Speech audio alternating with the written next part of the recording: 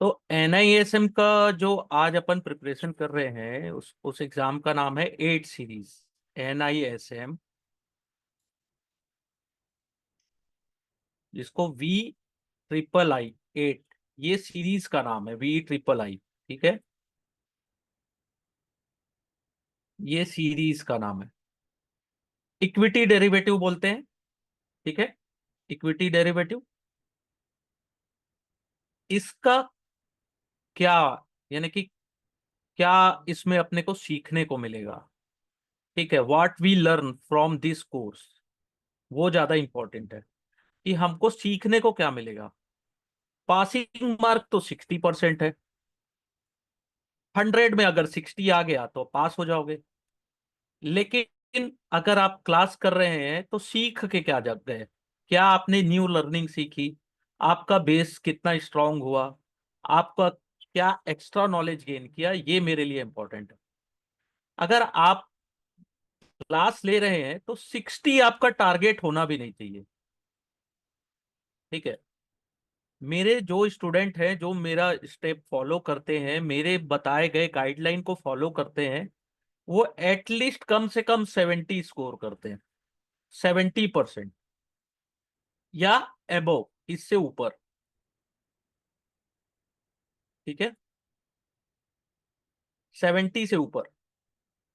इसमें minus marking भी होती है। एक क्वेश्चन अगर गलत हुआ तो माइनस मार्किंग में आपके 0.25 नंबर कम हो जाते हैं। उसके बाद भी मेरे बहुत से स्टूडेंट 70 से ज्यादा स्कोर करते हैं, बहुत अच्छा करते हैं इस एग्जाम में। क्यों? क्योंकि मैं लाइव क्लास लेता हूं। लाइव जितने भी आपके डाउट्स हैं उसको मैं लाइव क्लियर करता हूं, ठीक है। कोई भी चीज, कोई भी पॉइंट मेरे लिए छोटा या बड़ा नहीं होता। कि आपने क्या क्वेश्चन पूछा है वो मेरे लिए इंपॉर्टेंट है। वो क्वेश्चन छोटा बड़ा है वो अलग चीज है। इसलिए जब भी आप लाइव क्लास मेरी अटेंड करें तो फ्रैंकली क्वेश्चन आप पूछ सकते हैं, टॉपिक से रिलेटेड। जो टॉपिक अपन कवर कर रहे हैं उससे रिलेटेड आप जितने भी चाहें उतने क्वेश्चन मुझसे आप पूछ सकते हैं, ठीक है। अब इसके लिए रजिस्ट्रेशन कहाँ से होता है? ये एनआईएसएम की वेबसाइट है, ठीक है। यहाँ पे अपने को प्रोफाइल बनाना होता है। ये सर्टिफिकेट वाले ऑप्शन में अगर अपन जाते हैं तो यहाँ पे, ठीक है, ये सर्टिफिकेट एग्जाम को क्लिक किया अपन ने, तो यहाँ पे 8 सीरीज जो है, V आई आई है ना, V आई आई, सीरियल वाइज 11वां नंबर है एग्जाम का। 2 आवर्स का एग्जाम है। 1500 इसकी फीस है। 60% पासिंग मार्क है, ठीक है। वैलिडिटी इस कोर्स की पास करने के बाद 3 इयर्स की होती है। 3 इयर्स के बाद आप चाहें तो सीपीई प्रोग्राम जो होता है, सीपीई प्रोग्राम के तहत आप इसको ऑटो रिन्यूअल कर सकते हैं, ठीक है। आपको दोबारा ये एग्जाम देने की जरूरत नहीं पड़ेगी। आप इजिली इसको क्लियर, यहाँ सीपीई अटेंड करके इसको 3 साल के लिए फिर से रिन्यू कर सकते हैं, ठीक है।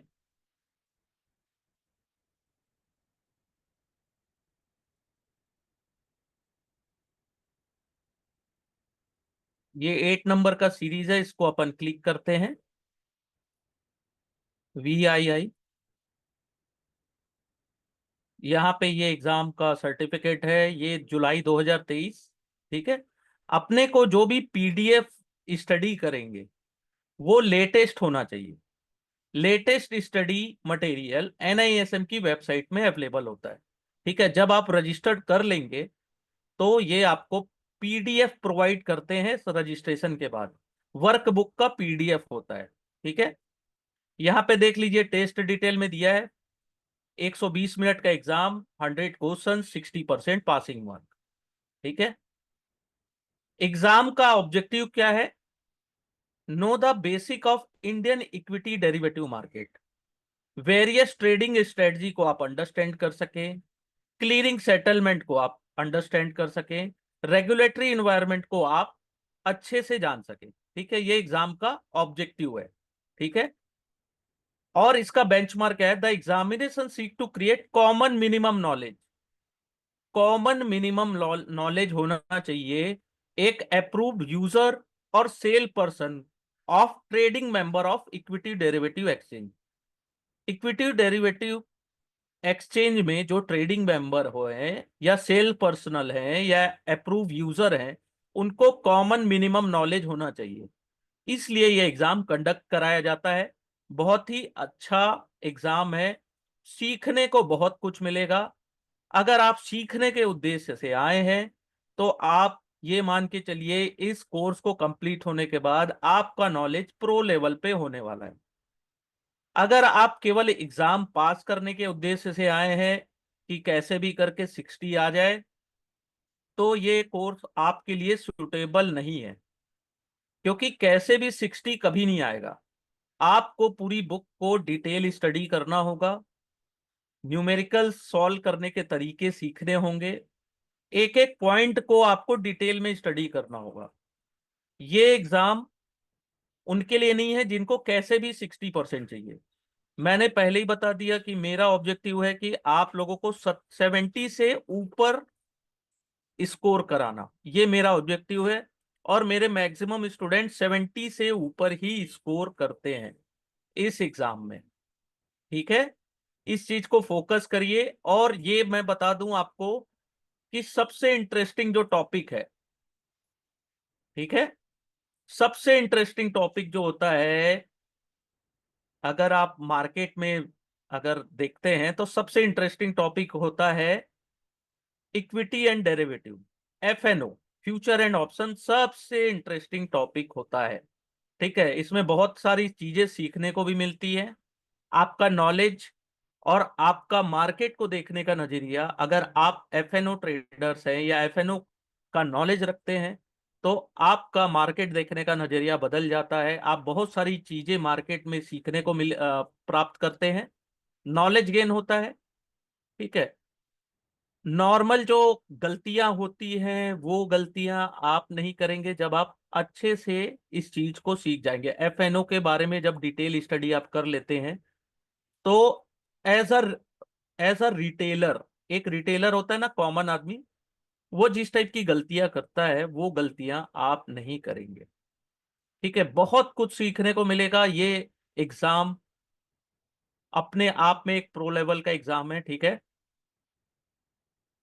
अब मैं आगे आपको बताना चाहता हूं कि अगर आप इस 204 पेज की बुक है, 204 पेजेस, अब इसको अगर आप अच्छे से कंप्लीट कर लेते हैं, अपना पूरा नॉलेज यानी कि अपना नॉलेज गेन कर लेते हैं, तो आपको कहीं भी किसी भी तरीके का एफएनओ या ऑप्शन ट्रेडिंग के कोई भी कोर्स करने की जरूरत नहीं पड़ेगी।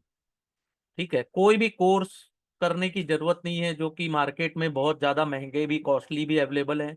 आपको ऑप्शन सीखना है तो ये 204 की जो 204 पेज की जो बुक है, ये अपने में सफिशिएंट है आपको नॉलेज देने के लिए। ठीक है, तो देखिए चैप्टर 1 से चैप्टर, टोटल चैप्टर इसमें 10 है, 10 चैप्टर्स हैं। ठीक है, चैप्टर 1 टू चैप्टर 5 अगर आप देखेंगे, चैप्टर 1 टू चैप्टर 5 124 पेजेस हैं। बाकी के जो रेस्ट चैप्टर हैं वो बाकी रिमेनिंग 80 पेजेस में वो कंप्लीट है। मैं आप लोगों को ग्रुप में प्रोवाइड कर दूंगा। ये अगर आप डाउनलोड करना चाहते हैं तो गूगल में सर्च मारिएगा NISM VII।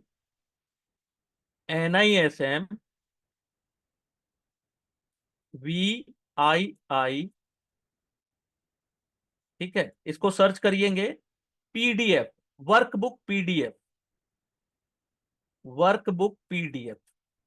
ठीक है, तो आपको ये डाउनलोड करना है NISM की वेबसाइट से, जहां पे आपका नाम, मोबाइल नंबर पूछा जाएगा। देखिए मैं आपको एक बार दिखाई देता हूं यहाँ पे, एक सेकेंड। ठीक है, यहाँ पे ये ऐसे में दिखाता नहीं है। ठीक है, लेकिन अगर इसको अपन गूगल, ठीक है, NISM BII work book PDF। तो ये आती है, कुछ स्क्रीन्स आती है। तो इसमें NISM डेरिवेटिव कोर्स सर्टिफिकेट ये नहीं, यहाँ पे ये, हाँ ये यहाँ पे अपन जाते हैं तो PDF। ठीक है, एक एक सेकंड, कोई क्वेश्चन शो नहीं हो रहा है, एक मिनट, सॉरी, ये अब शो हो रहा है। ठीक है, सॉरी सॉरी फॉर दैट। ये PDF डाउनलोड, ठीक है, ये यहाँ पे, तो ये इक्विटी डेरिवेटिव सबसे ऊपर भी आ गया। ठीक है, लेकिन हमको क्या करना है, पूरा सर्टिफिकेट एग्जाम का PDF है ये। ठीक है, यहाँ पे ये ई स्टोर में जाना है। ऐसी यहाँ पे ये PDF ये आया, ये एक मिनट, NISM का जो वेबसाइट है इसमें नहीं दे रहा है। ठीक है, NISM की ऑफिशियल वेबसाइट से ही आपको डाउनलोड करना है। तो इसको जैसे अपन ने क्लिक किया, नहीं नहीं आ रहा है, एक सेकंड। NISM इक्विटी डेरिवेटिव, एक मिनट, वर्क बुक PDF लिखना है यहाँ पे, वर्क बुक PDF। ठीक है, ये यहाँ पे कोर्स का आता है, यहाँ PDF शो नहीं हो रहा है। ठीक है, आप, मैं आप लोगों से शेयर कर दूंगा, लेकिन जनरली यहाँ पे आ जाता है ये। ठीक है, अभी मैंने जस्ट 10 मिनट पहले ही डाउनलोड किया है।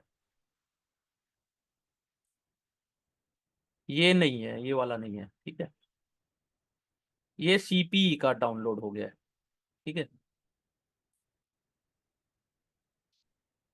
हाँ थर्ड लिंक थी, ये थर्ड लिंक है, लेकिन वो डाउनलोड वाला नहीं आ रहा है। अगर आप मोबाइल से करेंगे तो आता है। ठीक है, तो वहां से आप डाउनलोड कर लीजिएगा। ऑफिशियल वेबसाइट से डाउनलोड करने का ये आपका डेटा ब्रीच, डेटा आपका चोरी नहीं होता है। ठीक है, NISM की वेबसाइट, और लेटेस्ट आपको मटेरियल मिल जाता है। ठीक है, ये इसमें आ नहीं रहा है, अगर आप मोबाइल में करेंगे तो तुरंत आ जाता है। ठीक है,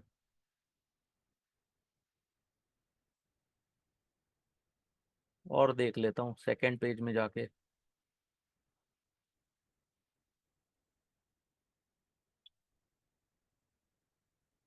नहीं नहीं दे रहा है, मोबाइल में तुरंत आ जाता है। तो ये 10 चैप्टर्स हैं टोटल। ठीक है, और बहुत इजी कोर्स है, ज्यादा डिफिकल्ट नहीं है। आपको डिफिकल्ट लगता होगा, लेकिन जब मैं आपको पूरी बुक कंप्लीट कराऊंगा, आपको भी इजी लगने लगेगा। तो वेटेज वाइज अगर देखें तो चैप्टर 1 10%, चैप्टर 2 5, चैप्टर 3 4 20 20 नंबर्स का, या 20% वेटेज, यानी कि 3 और 4 को टोटल माने तो 40% वेटेज है। चैप्टर 5 6 7 10% का वेटेज है। 8 9 10 5% का वेटेज है। ठीक है, हर चैप्टर एक दूसरे से अलग है, थोड़ा सा डिफरेंट है, लेकिन कुछ चैप्टर बहुत इजी हैं, कुछ चैप्टर थोड़े से डिफिकल्ट पढ़ सकते हैं। जैसे चैप्टर 4 एंड 5। ठीक है, 4 एंड 5 थोड़ा सा डिफिकल्ट है as compare to other chapter. ठीक है, वो भी इजी हो जाएगा जब अपन इसको अच्छे से स्टडी करेंगे। ठीक है, तो आज अपन स्टार्ट करते हैं चैप्टर 1 बेसिक ऑफ डेरिवेटिव से। डेरिवेटिव होता क्या है, 10 नंबर्स के क्वेश्चन यहां से भी आते हैं। इसमें अगर अपन चाहें तो 10 आउट ऑफ 10 स्कोर कर सकते हैं। बहुत इजी चैप्टर है, 10 out of 10 upon easily score कर सकते हैं। ठीक है, तो इससे पहले मैं आपको बताना चाहूंगा कि पहले हम क्या करेंगे स्टडी में। पहले अपन चैप्टर वाइज पूरी बुक को, वर्क बुक को कंप्लीट करेंगे चैप्टर वाइज। ठीक है, चैप्टर वाइज जब पूरी बुक कंप्लीट हो जाएगी, ठीक है, जब हमारा बेसिक नॉलेज अच्छा इंप्रूव हो जाएगा, उसके बाद हम प्रैक्टिस करेंगे MCQ के द्वारा। MCQ क्वेश्चन जो मेरे पास हैं उसमें से हम प्रैक्टिस करेंगे। मैं आप लोगों को शॉर्ट नोट्स भी प्रोवाइड करूंगा, short notes plus numericals. Numericals इसके बहुत इजी आते हैं। अगर 20 न्यूमेरिकल्स आए हैं तो आप इजिली 18 क्वेश्चन तो इजिली सॉल्व कर सकते हैं, कोई इसमें दिक्कत नहीं जाती। अपने को बस ये कोशिश करना है कि बुक के लैंग्वेज से फ्रेंडली हो पाए। ये जो बुकिश लैंग्वेज है इससे हमको फ्रेंडली होना है, ठीक है, क्योंकि इसमें टर्मिनोलॉजी ज्यादा से ज्यादा यूज की जाती है, ठीक है, मार्केट रिलेटेड टर्मिनोलॉजी, कुछ टर्मिनोलॉजी जिसके मतलब अपने को पता होते हैं, कुछ टर्मिनोलॉजी ऐसी है कि हम मार्केट में प्रैक्टिकली नॉलेज ज्यादा रखते हैं, थ्योरेटिकल नहीं रखते हैं, इसलिए भी समझ में नहीं आता है, ठीक है। तो टेक्निकली प्रैक्टिकली तो ठीक है, थ्योरेटिकली अपने को टर्मिनोलॉजी को अच्छे से समझना है, ठीक है, थ्योरेटिकल। और आज अपन स्टार्ट कर देते हैं चैप्टर 1। बहुत इजी चैप्टर है, तो चैप्टर 1 स्टार्ट करें कि और कोई क्वेश्चंस है आप लोगों के? उससे पहले मैं ये पूछना चाहता हूँ, कोई और क्वेश्चंस है?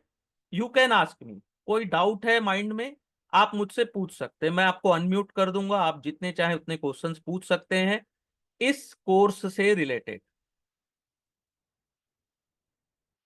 कोई डाउट हो कि 8 सीरीज क्या है, एग्जाम के पासिंग मार्क कितने हैं, कोर्स कितने दिन में कंप्लीट होगा, तो कोर्स 10 से 12 क्लासेस में ये कंप्लीट हो जाएगा, ठीक है, 10 to 12 क्लासेस मैक्सिमम, ठीक है। हाँ, निगेटिव मार्किंग है इसमें, निगेटिव मार्किंग इसमें 0.25% है। अगर आप एक क्वेश्चन रॉन्ग करते हैं तो 0.25 नंबर आपके कटेंगे, अगर आप 4 क्वेश्चन रॉन्ग करते हैं तो 1 नंबर आपका कटेगा। नहीं है, एग्जाम डिफिकल्ट नहीं रहता है, हम स्टडी नहीं करते हैं अच्छे से, हम नोट्स के भरोसे बैठे रहते हैं, ठीक है, इसलिए एग्जाम डिफिकल्ट लगता है। अगर आप मेरे स्टेप्स को फॉलो करेंगे तो एग्जाम डिफिकल्ट नहीं लगेगा, ठीक है। नोट्स के भरोसे मत रहिएगा, 200 पेज की बुक है, अगर पर डे भी 20 पेज अगर अपन पढ़ते हैं, रीड करते हैं, तो मैक्सिमम 10 डेज में बुक रीडिंग खत्म हो जाती है, ठीक है। क्लास 1 आवर्स का रहेगा। हेलो दिव्यांशु शुक्ला सर, कोई दिक्कत नहीं है, इस बार 70 से ऊपर आप स्कोर करेंगे, बस मेरे दिए गए स्टेप को फॉलो करिए। मैं जिन स्टूडेंट्स को बोलता हूं फॉलो करिए, नहीं मानते, बाद में नंबर नहीं आते, तो उसका मैं कुछ नहीं कर सकता, लेकिन स्टेप मैं जो बता रहा हूं उसको फॉलो करिएगा। और शॉर्ट नोट्स के भरोसे नहीं रहना है, पहले आपको पूरी बुक रीडिंग करनी है, 200 पेज है, ओनली 200 पेज में डेरिवेटिव बताया गया है। मैं तो ऐसी ऐसी बुक्स जानता हूं जिसमें 1000 पेजेस में तो केवल कवर कॉल बताया गया है। कवर कॉल की तो एक बुक है, कवर कॉल, ठीक है, 1000 पेज। तो ऑप्शन 200 पेज में ये अपनी तरीके से एक नोट से ही है, लेकिन मैंने आप लोगों को प्रॉमिस किया है तो मैं इसके शॉर्ट नोट्स भी प्रोवाइड करूंगा कि लास्ट टाइम, एग्जाम के लास्ट टाइम में आपकी स्टडी या रिवीजन अच्छे से हो सके। शॉर्ट नोट्स का ऑब्जेक्टिव वही रहता है, ठीक है। और हम प्रोफेशनल लोग हैं, तो प्रोफेशनल आदमी नोट्स के भरोसे नहीं रहता, नॉलेज के भरोसे रहता है। एग्जाम में पास होना टारगेट नहीं होना चाहिए, एग्जाम हमारा नॉलेज कितना गेन अपन कर सकते हैं ये हमारा टारगेट होना चाहिए, ठीक है। और क्वेश्चन में, हाँ हो जाएगा, सारे चैप्टर्स हो जाएंगे, 18 तारीख तक हो जाएंगे, आज 13 दिन बचे हैं, आराम से हो जाएंगे, ठीक है, आराम से अपन 18 तक कर सकते हैं, ठीक है। हाँ, लेकिन थोड़ा मेरे जो स्टेप्स हैं उसको उसको फॉलो करिएगा। जैसे आज मैंने अगर चैप्टर 1 कंप्लीट कराया तो इसका रिवीजन करिएगा, 10 नंबर्स का है, बेसिक ऑफ डेरिवेटिव, बहुत इजी है, ठीक है। तो व्हाट इज डेरिवेटिव, ठीक है, चैप्टर 1 स्टार्ट करते हैं अब। व्हाट इज डेरिवेटिव, डेरिवेटिव्स क्या है? A derivative, yes, any questions? Okay, derivative is a contract or a product whose value is derived from the value of some other assets। Okay okay, yes, आपको मैं, yes, Divyanshu जी, yes बोलिए sir. मैं आपको unmute कर दिया हूं।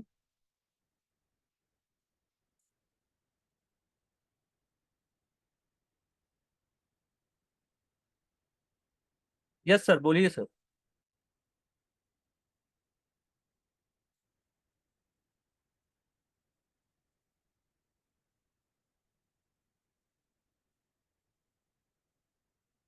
Okay, तो derivative क्या होता है? इसकी खुद की कोई वैल्यू होती नहीं। डेरिवेटिव इज अ कॉन्ट्रैक्ट और a product whose value derived from value of some other asset known as underlying। तो अंडरलाइन क्या होता है? असेट्स जिससे प्रोडक्ट की वैल्यू, डेरिवेटिव की वैल्यू डिराइव होती है, यानी कि एक नोन असेट्स है, उसकी वैल्यू से एक कॉन्ट्रैक्ट बनता है जिसको अपन डेरिवेटिव बोलते हैं। Derive from the value of some other assets. तो असेट्स की वैल्यू से डेरिवेटिव कॉन्ट्रैक्ट और प्रोडक्ट की वैल्यू डिराइव्ड होती है, तो उसको बोलते हैं डेरिवेटिव। उसकी खुद की कोई वैल्यू नहीं होती। जैसे अगर एग्जांपल ले गोल्ड, तो फिजिकल गोल्ड है, उसकी वैल्यू से कॉन्ट्रैक्ट की वैल्यू और प्रोडक्ट की फ्यूचर वैल्यू डिराइव्ड होती है, तो डेरिवेटिव कहलाता है वो। ठीक है। असेट्स, असेट्स मीन्स क्या होता है? असेट्स यानी कि स्टॉक, ठीक है, stocks, gold and silver, oil, ये असेट्स है। ठीक है। Derivative are based on wide range of underlying assets. Underlying assets क्या होते हैं? गोल्ड असेट्स है, silver, aluminium, copper, zinc, nickel, tin, lead, ये मेटल्स है। इनकी वैल्यू से जो फ्यूचर की वैल्यू डिराइव्ड होती है वो बोलते हैं derivative. Energy such as oil, crude oil product, coal, electricity, natural gas, तो इनकी खुद की वैल्यू नहीं होती डेरिवेटिव की। इनकी जो असेट्स है उनकी वैल्यू से डेरिवेटिव जो फ्यूचर वैल्यू डिराइव होती है या कॉन्ट्रैक्ट की, ठीक है, वैसी वेट, सुगर, कॉफी, कॉटन। तो कुछ लोग बोलेंगे सर कॉफी तो हमारे यहाँ ट्रेड नहीं होता, सुगर नहीं होता है ट्रेड। दुनिया में कहीं तो होता है ना। Shares, financial assets, shares, bond, foreign exchange यानी डॉलर, ठीक है, यूरो, तो फॉरेन एक्सचेंज। तो इनके खुद असेट से जो वैल्यू डिराइव होती है वो डेरिवेटिव। ठीक है। अब इसकी हिस्ट्री देखिए, डेरिवेटिव मार्केट की हिस्ट्री एंड इवोल्यूशन, यहां से क्वेश्चंस आते हैं। ठीक है। कई बार ये भी आता है कि which is not a derivative product. तो यहां पे अगर आपको पता है कि ये सब चीजें डेरिवेटिव्स हैं, तो कौन सी प्रोडक्ट डेरिवेटिव नहीं होते, ये भी कई बार पूछता है। ठीक है। तो अगर आपको कॉमन एग्जांपल मालूम है तो आप इजिली उसको रिप्लाई कर सकते हैं। तो हिस्ट्री क्या है? पहली बार 12th century, European trade fair, यहां पे sell sign contract promise future delivery of item they sold. तो यूरोपियन ट्रेड फेयर्स में सेलर क्या होता था? कॉन्ट्रैक्ट साइन करते थे कि फ्यूचर में हम आपको डिलीवरी करेंगे प्रोडक्ट। ठीक है। 13th सेंचुरी, इसको याद रखिएगा, यहां से कहीं ना कहीं कुछ ना क्वेश्चंस आते हैं। ठीक है। जो सबसे इंपॉर्टेंट होगा उसको मैं बता दूंगा। ठीक है। Many example of contract enter into English monasteries who frequently sold wools. Wools को सोल्ड करते थे 20 साल इन एडवांस, 20 ईयर एडवांस में उसको सेल करते थे फॉरेन मर्चेंट को। ठीक है। तो 13th सेंचुरीज में ये होता था। यहां से क्वेश्चन आता है, देखिए, 1634, 1634 to 1637, tulip mania in Holland. ठीक है। ये याद रखिएगा, ट्यूलिप मेनिया हुआ था, ट्यूलिप का जो फूल आता है उसमें जो ट्रेड हुआ था, है ना, उसके बारे में। तो इसका भी फॉर्च्यून ब्रस्ट हुआ था, बूम आया था बहुत बड़ा ट्यूलिप के लिए। इसमें कई लोग बोलते हैं कि 20 साल 30 साल के लिए भी लोगों ने अपने, यानी 10 साल 20 साल की डिलीवरी के लिए भी लोगों ने पैसे दिए थे कि हमको 10 साल बाद आप डिलीवर कर देना, ट्यूलिप फूल फ्लावर जो है उसका। तो यहां से क्वेश्चन आता है ट्यूलिप मेनिया, इन हॉलैंड। तो इसको याद रखिएगा, 1634 से 1637। 17th सेंचुरीज में Japan at Dojima near Osaka future market in rice, चावल की में ट्रेडिंग हुई थी। क्यों हुई थी? Was developed to protect rice producer from bad weather और वॉर, लड़ाई होना और खराब वेदर से बचाने के लिए फ्यूचर मार्केट राइस के लिए डेवलप किया गया था। यहां इसको याद रखिएगा, इस पॉइंट को, है ना, राइस मार्केट। ठीक है, उस उनका उनका एम क्या था? राइस प्रोड्यूसर को प्रोटेक्ट करना फ्रॉम बैड वेदर और war. 1848 Chicago Board of Trade CBOT facilitated trading of forward contract on various commodities. 1848 में Chicago Board of Trade CBOT ने ट्रेडिंग फैसिलिटी वेरियस कमोडिटी में स्टार्ट की थी। ये फॉरवर्ड कॉन्ट्रैक्ट है ना। 1865 में सीबीओटी वेंट स्टेप फर्दर और उन्होंने पहला exchange traded derivative contract US में लॉन्च किया था। तो first exchange traded derivative contract CBOT ने 1865 में लॉन्च किया था। यस, ठीक है। देस contract where called future contract. ठीक है, फ्यूचर कॉन्ट्रैक्ट क्या होता है? जो एक्सचेंज ट्रेडिंग फॉरवर्ड कॉन्ट्रैक्ट होते हैं उनको फ्यूचर कॉन्ट्रैक्ट बोलते हैं। इसको अब अपन आने वाले स्लाइड में डिटेल में पढ़ेंगे। ठीक है, तो 1865 में पहला exchange traded derivative contract launch हुआ था। ठीक है, दिस कॉल्ड फ्यूचर कॉन्ट्रैक्ट। ठीक है, okay. 1919 Chicago Butter and Egg Board spin off CBOT reorganise to allow future trading. ठीक है, और 1919 में इनका नाम हो गया था शिकागो मर्सेंटाइन एक्सचेंज, सीएमई। ठीक है, 1972 में Chicago Mercantile Exchange introduce International Monetary Market which allow trading in currency future. तो 1972 में करेंसी फ्यूचर ट्रेडिंग स्टार्ट हुआ था करेंसी में।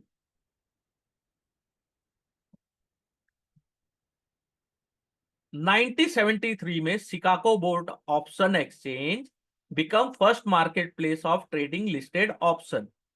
तो ऑप्शन में ट्रेडिंग 1973 में शिकागो बोर्ड ऑप्शन एक्सचेंज ने फर्स्ट टाइम मार्केट में लॉन्च किया था। 1975 में CBOT introduce treasury bill future contract. ठीक है, ये सभी पॉइंट इंपॉर्टेंट है। ये जो शिकागो बोर्ड जहां से शुरू हुआ है, यहां से लेकर जब तक मैं लास्ट तक बताऊंगा वो इंपॉर्टेंट है। ये tulip mania in Holland is also very important point. ठीक है, तो 1975 में पहली बार treasury bill future contract launch हुआ, प्योर, जो कि first pure interest rate future है। 1977 में टी बॉन्ड फ्यूचर कॉन्ट्रैक्ट, ठीक है, ट्रेजरी बॉन्ड्स का फ्यूचर कॉन्ट्रैक्ट लॉन्च हुआ। 1982 में euro dollar future contract launch हुआ। 1982 में ही Kansas City Board of Trade launch the first stock index future. ठीक है, 1982 में पहला स्टॉक इंडेक्स फ्यूचर लॉन्च हुआ। ठीक है, 1983 में Chicago Board of Option Exchange ने stock indices with stand S&P 100 S&P 500 indices में भी ऑप्शन में ट्रेडिंग स्टार्ट की थी, यानी ऑप्शन स्टार्ट हुआ था। ठीक है, अब इसका फायदा क्या है ये जानना बहुत इंपॉर्टेंट है। Over the last 5 decades derivative market has seen a phenomenal growth. ठीक है, many derivative contract were launch at exchange across the world. ठीक है, पूरी दुनिया में बहुत सारे डेरिवेटिव कॉन्ट्रैक्ट हैं जो लॉन्च हुए। तो इसका फायदा क्या है? ये बहुत इंपॉर्टेंट पॉइंट है, इसको याद रखिएगा। ठीक है, तो इसका सबसे बड़ा फायदा है increase fluctuation in underlying asset price in financial market, integration of financial market globally, use of latest technology in communication as help in reduction of transaction cost. Transaction cost कम होने से भी डेरिवेटिव कॉन्ट्रैक्ट्स बढ़े। Financial market globally famous हुआ। आज के date में आप यूएस में भी ट्रेड कर सकते हैं। यूएस का जो ट्रेडर है वो इंडिया में भी ट्रेड कर सकता है। तो इंटीग्रेशन ऑफ फिनेंशियल मार्केट। फिर है increase fluctuation in underlying asset. Underlying asset price में इतना फ्लक्चुएशन स्टार्ट हुआ है कि डेरिवेटिव कॉन्ट्रैक्ट्स में लोगों को फायदा दिखने लगा। ठीक है। फिर लोगों की अंडरस्टैंडिंग बढ़ी, मार्केट पार्टिसिपेंट्स की अंडरस्टैंडिंग बढ़ी बढ़ी है sophisticated risk management tool to manage risk. तो ऑप्शन एंड डेरिवेटिव कॉन्ट्रैक्ट्स का मैक्सिमम यूज अपना रिस्क मैनेज करने के लिए लोग करते हैं। ठीक है, मार्केट पार्टिसिपेंट्स। ठीक है। और क्यों? क्योंकि इनोवेशन बहुत सारे डेरिवेटिव डेरिवेटिव मार्केट में हुए और नए नए एप्लीकेशन भी मार्केट में लॉन्च होते हैं, जो आज भी आपको देखने को मिलता है। इसके कारण ज्यादा से ज्यादा लोग डेरिवेटिव मार्केट में ट्रेड करना पसंद करते हैं। दुनिया का सबसे ज्यादा वॉल्यूम जो एफएनओ मार्केट या डेरिवेटिव कॉन्ट्रैक्ट्स में है वो इंडिया में होता है। सबसे ज्यादा वॉल्यूम यहां से प्रोड्यूस होता है। ठीक है। यहां तक कोई भी क्वेश्चन, ये थ्योरेटिकल पार्ट था। ये जो है थोड़ा समझने वाला पार्ट है, factor influencing the growth of derivative market globally. ये थोड़ा लॉजिक वाला पॉइंट है। इसमें कोई प्रॉब्लम है तो प्लीज बताइए, फिर आगे बढ़ते हैं अपन। ठीक है। ये जो थ्योरी पार्ट है इसको आपको याद करना होगा, थोड़ा समझना होगा। ट्यूलिपमेनिया से लेकर जो स्टार्ट हुआ और जो सीबीओटी बोर्ड बना और कब कौन सा कॉन्ट्रैक्ट किस सन में आया, यहां से बहुत बार क्वेश्चंस आते हैं। 10 नंबर्स चैप्टर 1 से आता है। 10 नंबर्स के क्वेश्चंस, 10% वेटेज है, तो इसको हल्के में नहीं लेना है। इजी है, बहुत इजीली अगर आपको पता है एक बार में आप आंसर बनाएंगे। ठीक है। तो समझते जाना है दस दोस्त। ठीक है। एनी क्वेश्चन यहां तक? कोई क्वेश्चन? चलिए ठीक है। अब इंडिया में डेरिवेटिव मार्केट कब इंट्रोड्यूस हुआ, ये भी इंपॉर्टेंट है। Introduction of derivative trading in India. SEBI ने पहले से सेट किया 24 मेंबर की committee, 24 member committee under the chairman of doctor LC Gupta, November 1996 में। ठीक है। To develop appropriate regulation framework for derivative trading in India. तो फर्स्ट टाइम एक कमिटी बैठाई गई सेबी के द्वारा, जिसकी चेयरमैनशिप की डॉक्टर एलसी गुप्ता ने 1996 में। ठीक है। द कमेटी जो थी उन्होंने 17 मार्च 1998 में अपना रिपोर्ट सबमिट किया और ये बताया derivative should be declare as security so that regulatory framework applicable to trading of security could also govern trading of derivative। ठीक है। तो 1998 में डेरिवेटिव को भी एज अ सिक्योरिटी डिक्लेयर किया गया है ना, ये याद रखिएगा। 1998 में SEBI setup a group in 1998 under the chairmanship of J are Verma.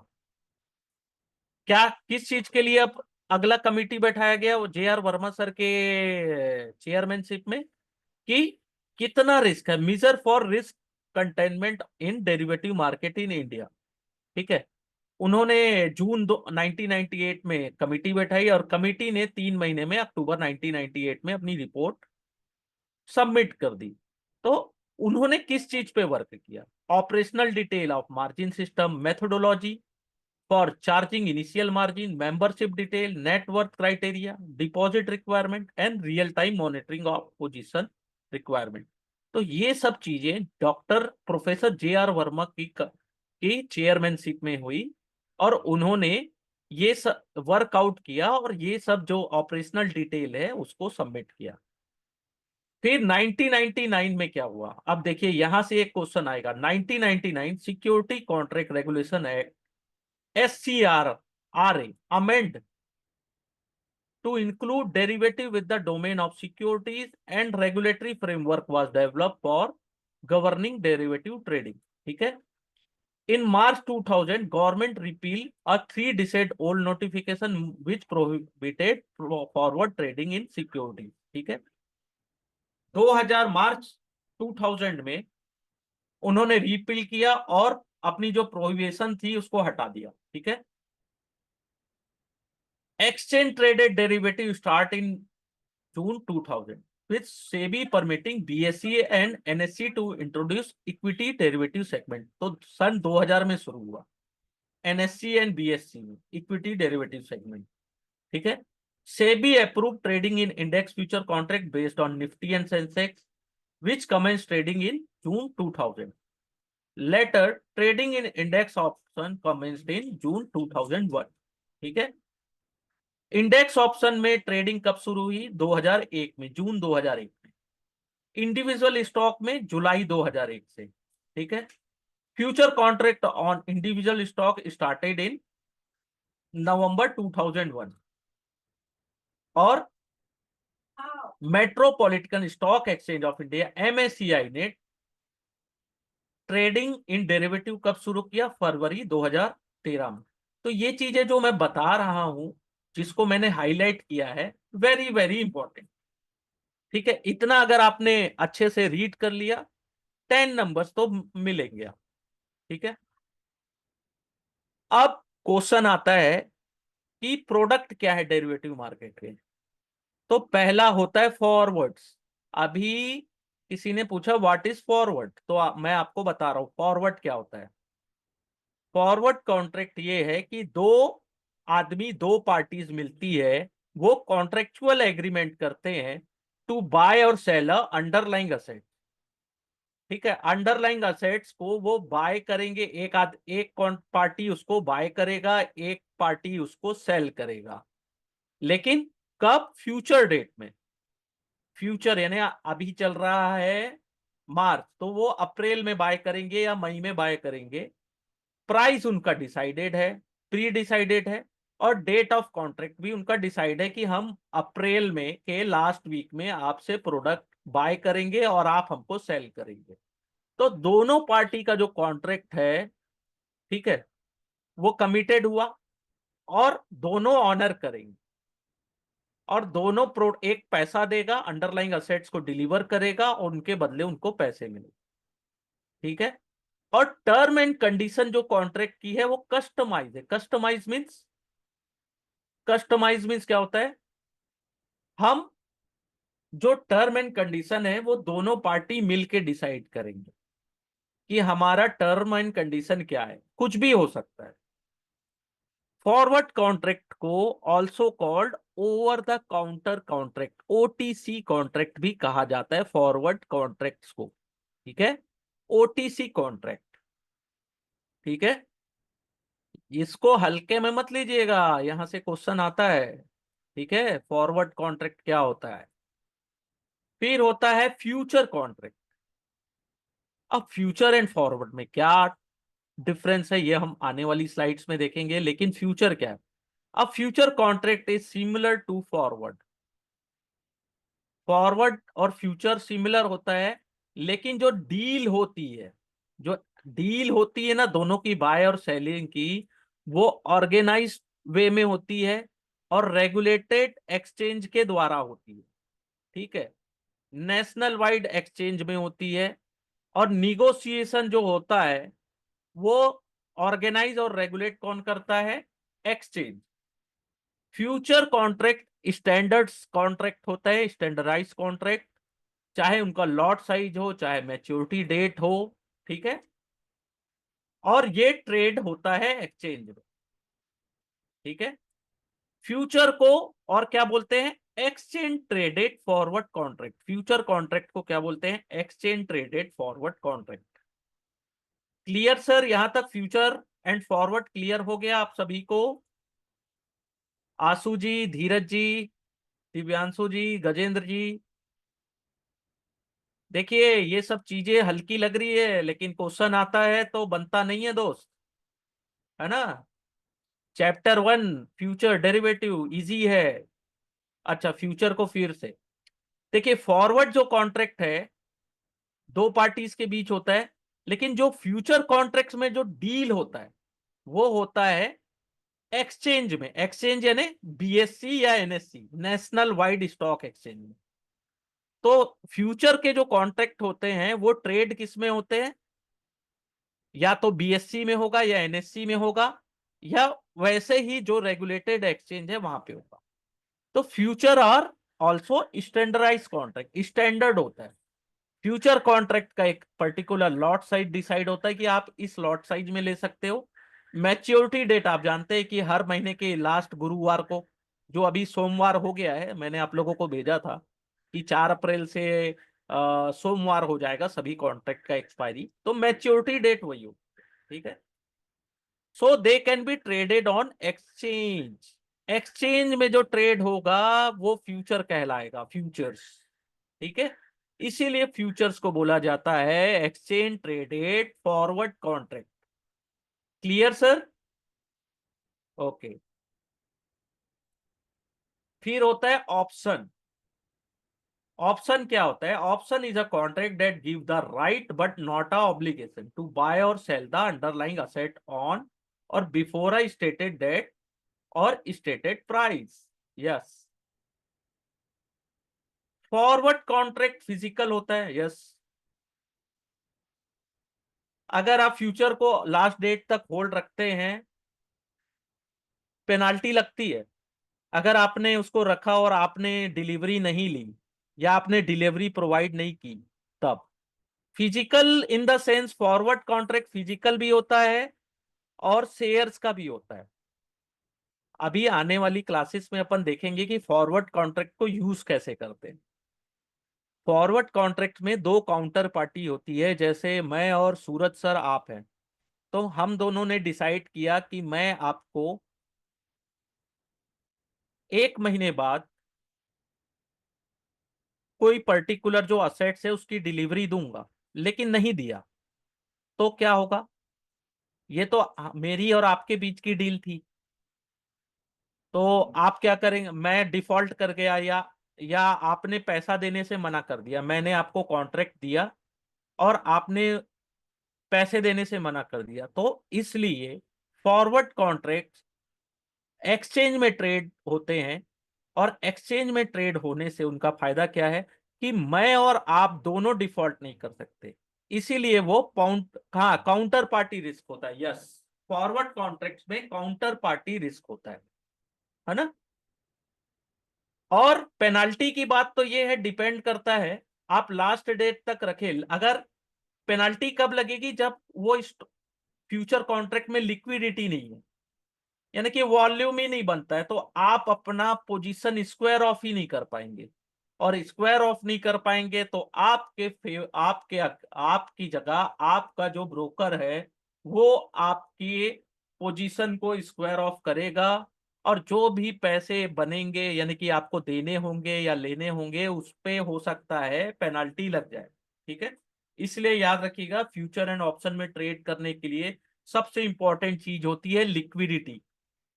आने वाले क्लासेस में चैप्टर 2 और 3 में अपन लिक्विडिटी और बहुत सारी चीजें भी पढ़ेंगे। ठीक है। लिक्विडिटी क्या होती है, वॉल्यूम क्या होता है। ऑप्शन में भी लोगों को पेनाल्टी लगती है। तो सेकंड है ऑप्शन। यहां तक तो आई होप सब क्लियर हो गया होगा। सेकंड है ऑप्शन।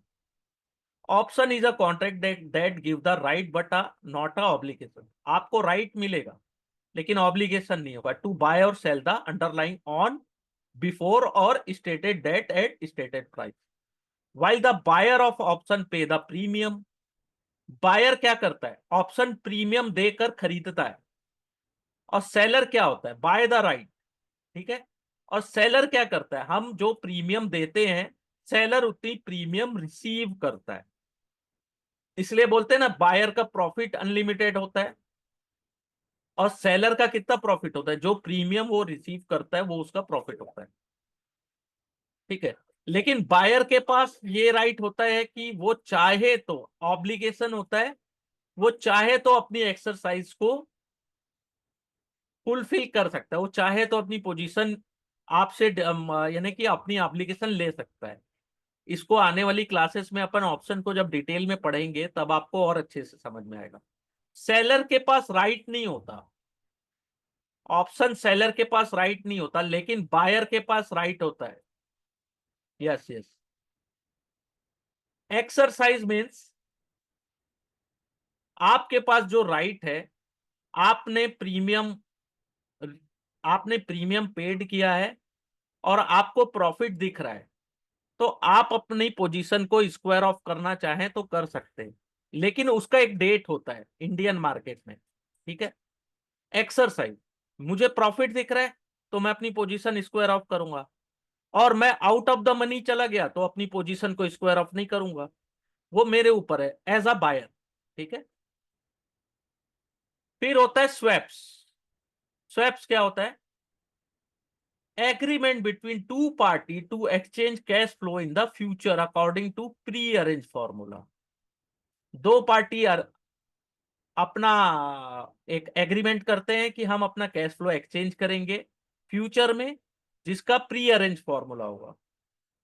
ये क्या होता है अगर स्वैप को बोला जाए तो ये सीरीज ऑफ फॉरवर्ड कॉन्ट्रैक्ट होता है। ठीक है। बहुत सारे फॉरवर्ड कॉन्ट्रैक्ट्स होते हैं। इसको क्यों कर किया जाता है? Swap help market participant manage associate with volatile interest rate. Interest rate जो ऊपर नीचे होता है ना, उससे बचने के लिए। करेंसी एक्सचेंज रेट, इससे बचने के लिए। कमोडिटी प्राइस के अप डाउन से बचने के लिए स्वैप यूज किया जाता है। स्वैप फॉरवर्ड में आता, ये सीरीज ऑफ फॉरवर्ड कॉन्ट्रैक्ट है, तो ये आता है। इसको अभी जब डिटेल में देखेंगे तो समझ में आएगा, बड़ी बड़ी पार्टीज करती है। ठीक है। बड़ी पार्टी, बड़े इंस्टीट्यूशनल प्लेयर्स करते हैं स्वैप्स, हम लोग नहीं कर सकते। ठीक है। वो करते हैं बहुत सारे कॉन्ट्रैक्ट्स, क्योंकि उनको क्या है, एक तो इंटरेस्ट रेट अगर 2% भी, आज आज अगर 2 रुपए 2% बढ़ता है तो हमारे पास 1,000 रुपया है, तो 2% बढ़ा तो कितने का नुकसान होगा? 20 रुपया। लेकिन जिसके पास 1 लाख करोड़ है या 10,000 करोड़ है, उनके लिए 2% भी अगर ऊपर नीचे गया तो बहुत बड़ा अमाउंट होता है उनके लिए। ठीक है। फिर होता है मार्केट पार्टिसिपेंट्स। ठीक है। मार्केट पार्टिसिपेंट्स कौन होते हैं? डेरिवेटिव मार्केट में 3 टाइप्स के मार्केट पार्टिसिपेंट्स होते हैं। पहला होता है हेजर्स, सेकंड होता है ट्रेडर्स, फिर होता है आर्बिट्राजर्स। सबके अलग अलग रोल है। हेजर्स, ट्रेडर्स, हम ट्रेडर्स की गिनती में आते हैं रिटेलर्स। वो भी ट्रेड कर लिए, प्रॉफिट बन गया तो ठीक है, नहीं तो खत्म। या स्पेक्युलेटर्स भी बोलते हैं कि अपने को दिख रहा है मार्केट ऊपर जा रहा है नीचे जा रहा है, तो अपन ने डेरिवेटिव कॉन्ट्रैक्ट खरीद लिया। ठीक है। इसको और अच्छे से डिटेल में पढ़ेंगे। तो हेजर्स, हेजर्स क्या होते हैं? हेजर्स कॉरपोरेट इन्वेस्टिंग इंस्टीट्यूशंस और बैंक, ये 3 यूज करते हैं डेरिवेटिव प्रोडक्ट। क्यों? क्योंकि उनके पास बहुत सारे असेट्स होते हैं, शेयर्स बहुत सारे होते हैं। मार्केट 2% 3% भी गिरा या तो उनको ज्यादा रिस्क हो सकता है, तो वो क्या करते हैं, अपनी पोजीशन को बचाने के लिए, अंडरलाइंग असेट्स की प्राइस की फ्लक्चुएशन से बचाने के लिए डेरिवेटिव प्रोडक्ट यूज करते हैं अपने रिस्क को कम करने के लिए। टू हैज और रिड्यूस, हैज मींस रिड्यूस करना their exposure to market variable such as interest rate. Interest rate ऊपर नीचे गया तो उनको लॉस हो सकता है। शेयर प्राइस के मूवमेंट्स में, बॉन्ड प्राइस के मूवमेंट में, currency exchange rate, commodities price, ये सब के उछल कूद से बचने के लिए हेजर अपनी पोजीशन को या अपने रिस्क को बचाते हैं, तो ये हेजर्स। ठीक है। कॉर्पोरेट इन्वेस्टिंग इंस्टीट्यूट और बैंक, ये 3 सबसे बड़े हेजर्स होते हैं। ठीक है। अभी जैसे डॉलर का रेट बढ़ रहा है, तो जिनको डॉलर के रेट बढ़ने से नुकसान होगा वो डॉलर के अगेंस्ट अपनी हेजिंग लेंगे। ठीक है। फिर होता है स्पेक्युलेटर्स, ट्रेडर्स। अपने को क्या लगता है, ट्रेडर या स्पेकुलेटर्स को, कि future movement in price of underlying अपने को दिखता है, अपना व्यू बनता है कि मार्केट बड़ा मूवमेंट ऊपर अपसाइड डाउनसाइड कहीं भी दे रहा है, तो अपन क्या करते हैं, डेरिवेटिव कॉन्ट्रैक्ट खरीदते हैं। Derivative are prefer over underlying asset for trading, trading के लिए। क्योंकि ट्रेडिंग के लिए इसलिए क्योंकि इसमें लिवरेज मिलता है, एक्सपेंसिव ज्यादा नहीं होता, ट्रांजेक्शन कॉस्ट भी कम लगता है, और faster to execute. High volume अगर आपको खरीदना है तो फास्टर इन टू एग्जीक्यूट होता है। तो ट्रेडर्स जो होते हैं ना, वो मार्केट में वॉल्यूम क्रिएट करते हैं। छोटे बड़े जो भी ट्रेडर्स हैं सब मिल के वॉल्यूम क्रिएट करते हैं। ठीक है। फिर होता है आर्बिट्राजर्स। इनको क्या दिखता है आर्बिट्राजर्स को? एक मार्केट में उनको 100 रुपया की चीज दिख रही है, दूसरे मार्केट में वो 101 रुपए में दिख रहा है। तो एक मार्केट में वो बाय करके दूसरे मार्केट में वो सेल कर देते हैं, तो 1 रुपीज जो होता है ना वो उनका प्रॉफिट होता है। ये होता है आर्बिट्राजर्स का काम। ठीक है। Arbitrageurs is deal that produce profit by plotting a price difference in product in two different market. Arbitrage or originate when a trader purchase an asset cheaply in one location. एक असेट्स को एक location में सस्ते में खरीद के दूसरे location में साइमल्टेनियसली बेच देना, सेल कर देना। यस, एक क्वेश्चन आया। हाँ, एनएससी में बाय किया, बीएससी में सेल कर दिया, ऐसा भी होता है। यस, लेकिन अभी नहीं मिलता ऐसा अवसर। एक ट्रेडर या हम जैसे कॉमन इंसान को नहीं देखने को मिलेगा, बहुत कम हो गया है। उसका रीजन क्या है? सॉफ्टवेयर बहुत बढ़िया आने लगे हैं, इंटरनेट की स्पीड भी फास्ट हो गई है। ठीक है, इसलिए। लेकिन आप लोगों को भी कई बार देखना, बीएससी और एनएससी में कई बार प्रोडक्ट के रेट में 1 रुपए का डिफरेंस तो दिखेगा ही दिखेगा, कभी कभार जरूर दिखेगा आपको। ठीक है। लेकिन ये 100 का चीज 101 में सेल आप करोगे तो आपको तो ब्रोकर चार्ज देना पड़ेगा, टैक्स देना पड़ेगा। तो 1 रुपए में कुछ नहीं मिलता। लेकिन जो आर्बिट्राजर होते हैं ना, ये बड़े प्लेयर्स होते हैं, इनको ना ब्रोकर कमीशन ये सब नहीं देना पड़ता। ठीक है।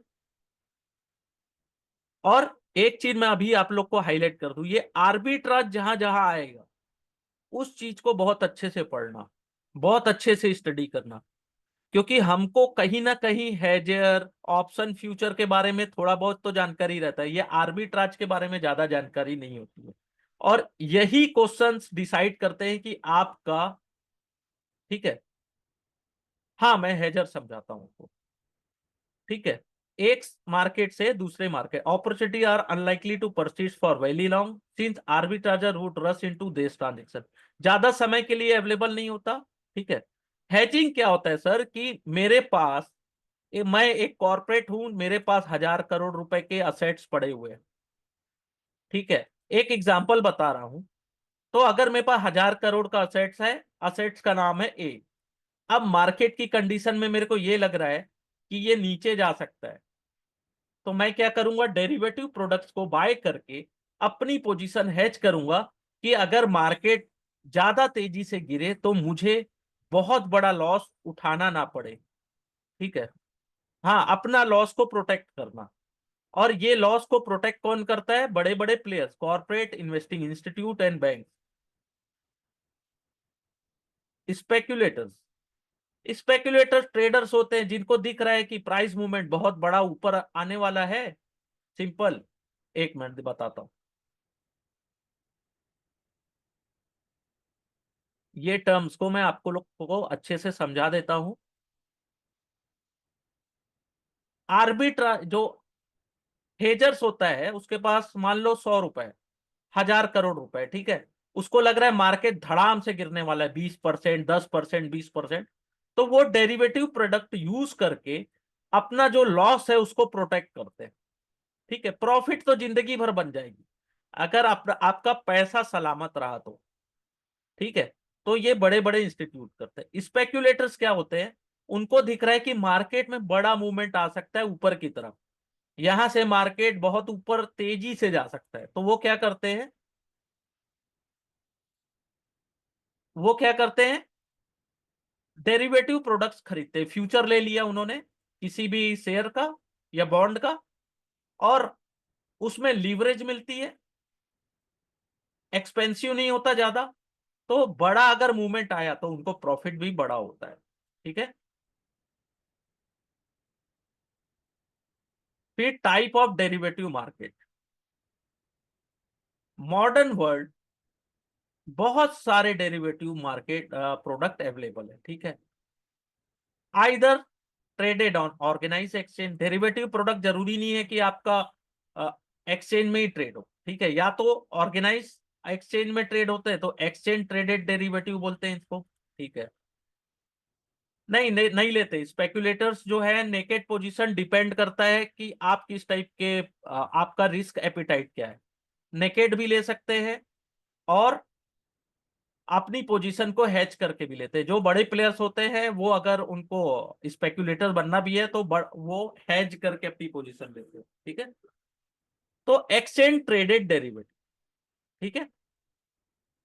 Agreed directly between contract counter party over the telephone through electronic media, ठीक है।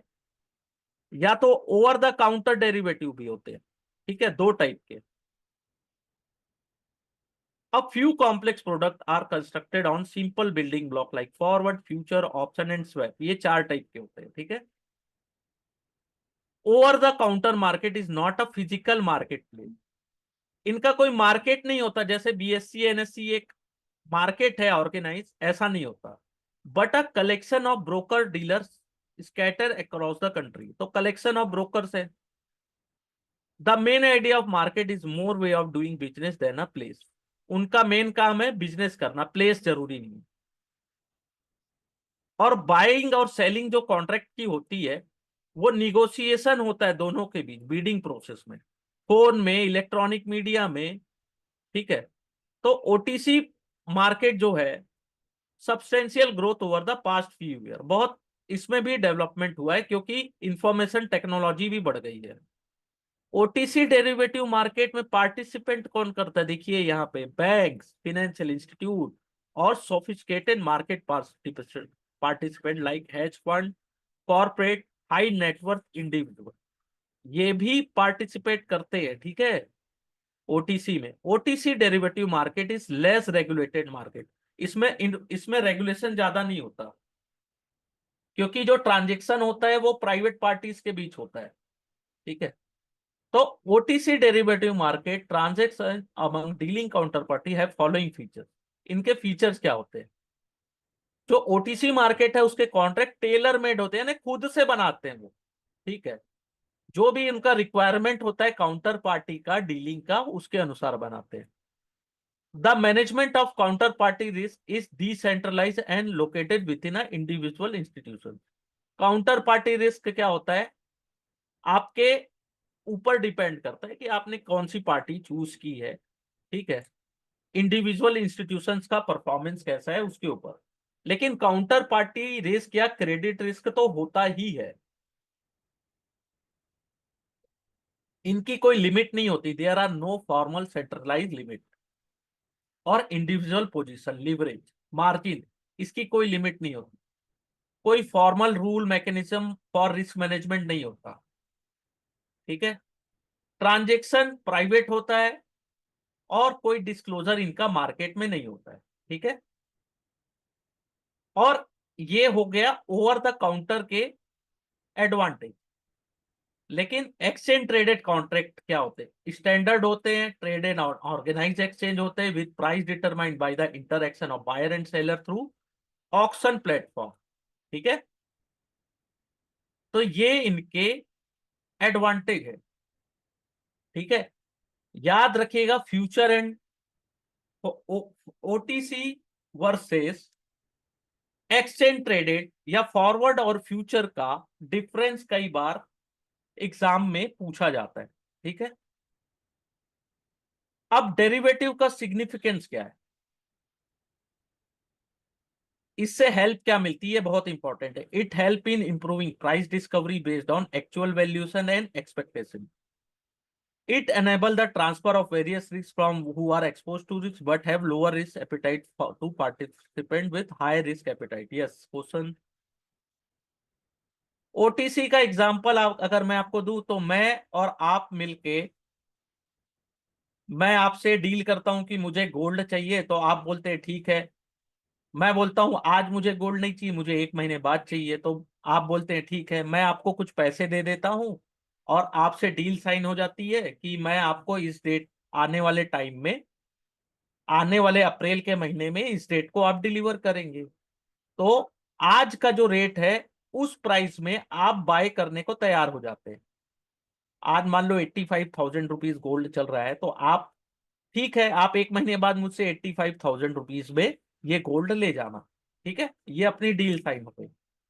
आने वाले टाइम में, एक महीने बाद, अब गोल्ड का प्राइस 88 चला गया या 85 से 80 चला गया, उससे अपने को कोई मतलब नहीं।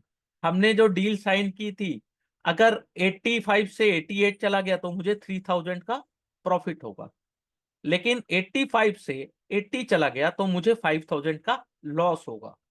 लेकिन जो मैंने डील साइन की है, और इसमें मैं और आप बस पार्टी है, ठीक है, इसमें कोई रूल रेगुलेशन ट्रेड उसका अलाउ नहीं होता, मार्केट का। ठीक है, तो यहाँ मैं और आप ही डिसाइड करेंगे कि सेटलमेंट कैसे करना है। ठीक है, ये है। आने वाले जो चैप्टर 2 या 1 है, इसमें अपन इसके एग्जाम्पल भी देखेंगे और डिटेल में एग्जाम्पल देखेंगे, कोई दिक्कत नहीं है। ठीक है, लेकिन मैंने अपने तरीके से आपको समझा दिया इसका। ठीक है, मैं और आप बस डिसाइड करते हैं ओवर द काउंटर जो प्रोडक्ट है उसके। तो significance of derivative, it enable the shift of speculative trade from unorganised market to organised market, risk management mechanism and surveillance of activity of various participants in organized space provide stability to financial system। ठीक है, अब इसमें risk क्या होता है? Various risk faced by participant in derivative. जितनी भी चीजें पढ़ रहे हैं अपन, उसको समझने की अपन कोशिश करें, और जितनी भी रिस्क है इसको अपन डिटेल में भी पढ़ेंगे। जो भी चीज समझ नहीं आएगी आप पूछते रहिए। पहला होता है counter party risk. Counter party यानी कि सामने वाला पार्टी डिफॉल्ट कर गया, मेरे पास पैसे नहीं है, कि मेरे पास शेयर नहीं है, कि मेरे पास वो असेट्स ही नहीं है, मैं आपको डिलीवर कैसे करूं। ये पहला रिस्क होता है। दूसरा होता है प्राइस रिस्क। प्राइस रिस्क में क्या होता है कि मार्केट ऊपर चला गया या तो नीचे चला गया, तो जो आपको लॉस होगा प्राइस के मूवमेंट के कारण। लिक्विडिटी रिस्क, आप अपनी पोजीशन से स्क्वायर ऑफ ही नहीं कर पाए, क्योंकि जो असेट्स आपने खरीदा था वो एक्सपायरी वाले दिन तक इनलिक्विड है, तो आप अपनी पोजीशन एग्जिट ही नहीं कर पा रहे। ठीक है, लीगल और रेगुलेटरी रिस्क भी होता है। ठीक है, यानी कि आपने ओवर द काउंटर खरीदा तो उसमें रेगुलेटरी रिस्क है, कुछ भी हो सकता है उसमें। ठीक है, ऑपरेशनल रिस्क, फ्रॉड हो गया आपके साथ, इनएडिक्वेट डॉक्यूमेंट्स है, इम्प्रॉपर एग्जीक्यूशन है, तो ऑपरेशनल रिस्क भी आता है। हो सकता है उस दिन सिस्टम ही काम नहीं किया आपका, जिस दिन आपको पोजीशन स्क्वायर ऑफ करनी है। ठीक है, may not be appropriate venue for someone of limited resource having limited trading experience with lower risk tolerance। तो हमेशा याद रखिएगा, डेरिवेटिव में कौन ट्रेड करता है? जो कम से कम 2 साल 3 साल का एक्सपीरियंस हो। ठीक है, अब मार्केट पार्टिसिपेंट को डिसाइड करना होता है कि ये ट्रेडिंग जो डेरिवेटिव है वो आपके लिए सुटेबल है कि नहीं है। ठीक है, market participant who traded in derivative advise to carefully read the model risk disclosure document. ये पढ़ना होता है, ये याद रखिएगा। जो ट्रेडर जो ट्रेड करते हैं डेरिवेटिव में, उनको मॉडल रिस्क डिस्क्लोजर डॉक्यूमेंट्स को अच्छे से पढ़ना होता है। जो कौन देता है model risk disclosure documents? Broker देता है अपने क्लाइंट्स को, जब आप साइन करते हो एग्रीमेंट। ठीक है, ये इस चीज को पढ़ते नहीं है लोग, और यहीं से क्वेश्चन आता है मॉडल रिस्क डिस्क्लोजर डॉक्यूमेंट्स का। याद रखिएगा, ब्रोकर देता है जब आप साइन करते हैं agreement. Model risk disclosure document is issued by member of exchange and contain important information on trading equity and F&O segment of exchange. All prospective participants should read the document before trading in capital market, cash segment और F&O। F&O या cash जिसमें भी आपको trade करना है, लेकिन आपको model risk disclosure document sign करना है और अच्छे से उसको रीड करना है। ठीक है, यहां पर अपना चैप्टर 1 कंप्लीट होता है। प्लीज चैप्टर 1 को अच्छे से पढ़ लीजिएगा, ये कुछ सैंपल क्वेश्चंस है, ठीक है। और ये सैंपल क्वेश्चन जरूरी नहीं है कि ये सेम टू सेम एग्जाम में आए, ये सैंपल क्वेश्चन है, ठीक है। एनी क्वेश्चन यहां तक, और कोई क्वेश्चन है आप लोगों के तो